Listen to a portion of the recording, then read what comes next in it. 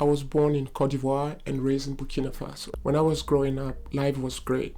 As a kid, I played a lot, building small cars, picking up batteries, dead batteries, trying to make the car drive itself.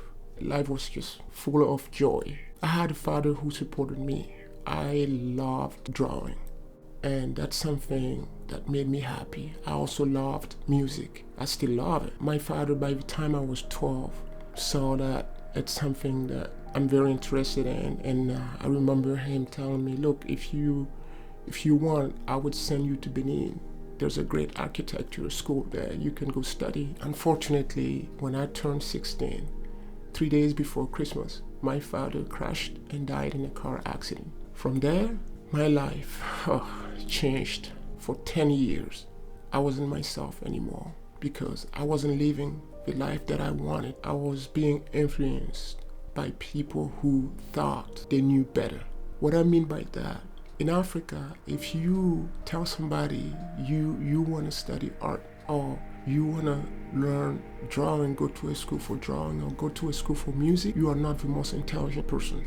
Most people, I would say parents, uncles, aunts, moms, they expect you to go to school to be a doctor, engineer, politician, astronaut, whatever.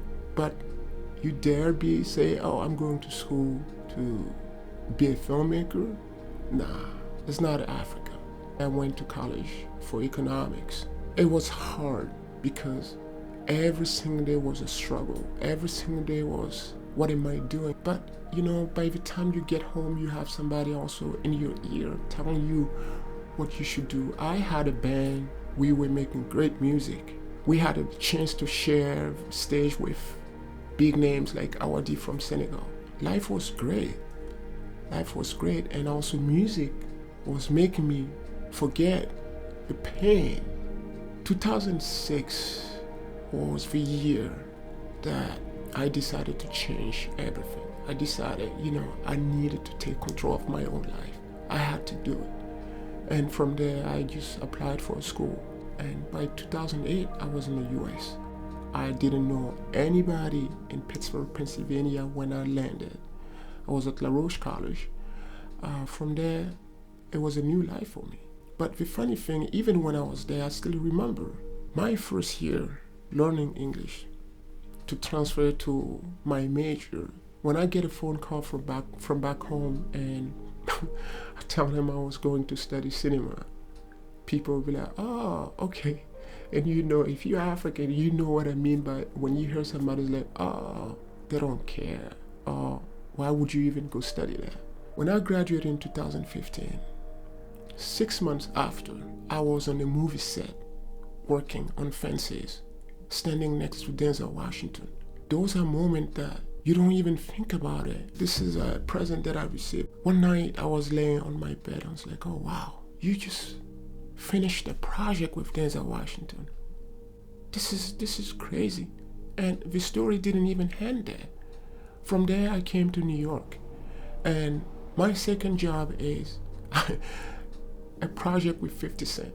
From there I went to work with Spike Lee. This is the man who made the movie that made me cry when I was back home, when I watched Malcolm X.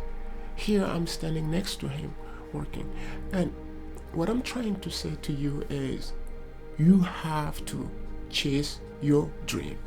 Regardless what people are going to say, regardless how people feel, chase your dream. Whether you're back home in Africa or you are in Europe or in the US, or it doesn't matter where you are, taking back control of your life is important, and you can do it. Do it for yourself, because you don't want to end up doing a job that you hate. Most of us suffer because of that. And your well-being is so important.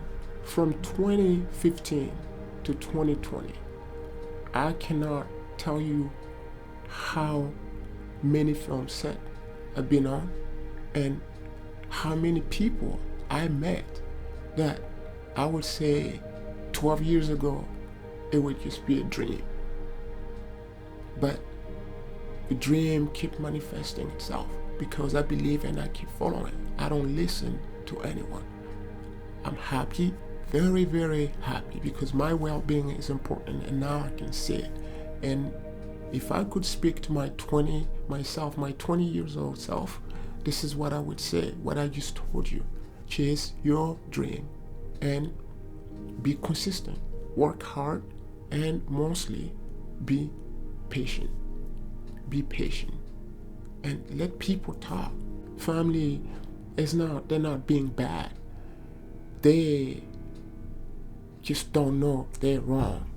That's the biggest problem. When you don't know you're wrong, it's dangerous.